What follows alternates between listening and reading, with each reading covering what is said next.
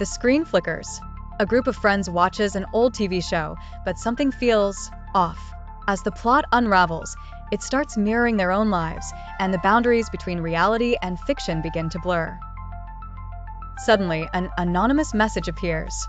You're next. But who's watching them? And why are the characters from the show now staring directly at them? Are they trapped in a story they can't escape? Or is something far more sinister at play?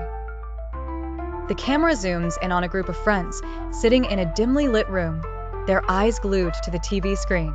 The room is eerily silent except for the faint hum of the television, where an old American drama is playing. The sound is distorted, and the plot feels strangely familiar, almost like the characters on the screen are reaching out to them. The scene on the screen shows a young couple, deeply in love but torn apart by family expectations. The girl, Emily, is the perfect image of tradition, while the boy, Jake, seeks to break free from the rigid norms that bind them. But something isn't right. The more they try to follow their hearts, the more the world around them begins to crumble. As the drama unfolds, it starts to mirror their own lives. The group of friends, Sarah, Ben, Jessica, and Ethan, begin to question their own relationships.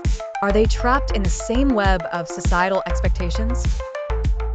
The whispers from the TV grow louder, blending with their own doubts. Suddenly, Sarah's phone buzzes. It's a message from an anonymous number. You're next. Her heart races. She looks at the others, but they laugh it off, assuming it's a prank. But the laughter dies when the screen flickers again, and the drama's characters start staring directly at them, their eyes burning with intensity. In a panic, Sarah turns off the TV, but the room grows colder. They hear faint whispers in the background. You can't escape, the voices hiss. They freeze. Ben moves toward the window, his footsteps echoing in the silence, but the window won't open. The outside world is a blur, like an impenetrable fog. They're trapped. The whispers intensify as Sarah's phone buzzes again.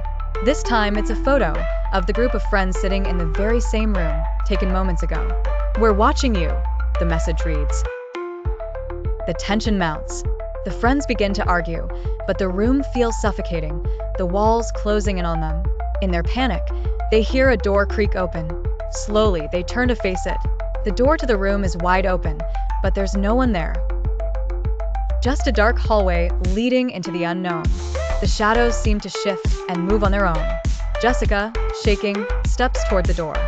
We need to leave, she says, but her voice trembles. The group decides to leave, but as they step into the hallway, they realize the house has changed. It no longer feels familiar. The walls are covered with posters of the very show they were watching, each image hauntingly distorted, the faces of the characters twisted in unnatural ways. The faces seem to follow them as they move. They hear a door slam in the distance. Ethan, usually the brave one, is the first to speak. This isn't real, it can't be. But the fear in his voice betrays him. The air is thick with unease.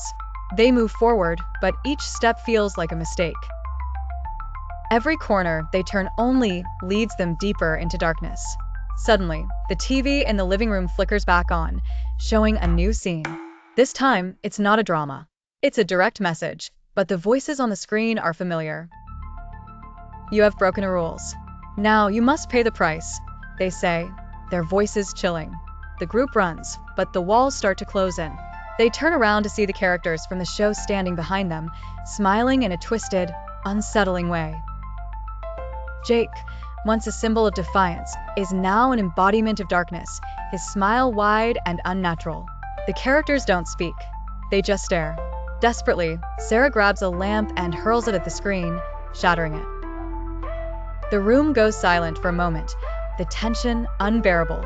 But when the silence lifts, the whispers return, louder than before. The friends collapse to the floor, holding their heads, the reality of what's happening dawning on them. Their lives have become part of the drama, trapped in the same cycle of manipulation, societal pressure, and doomed love. As the whispers grow louder, the friends are left with one chilling thought. Are they the ones in control, or are they just characters in a twisted script, bound by forces they cannot escape?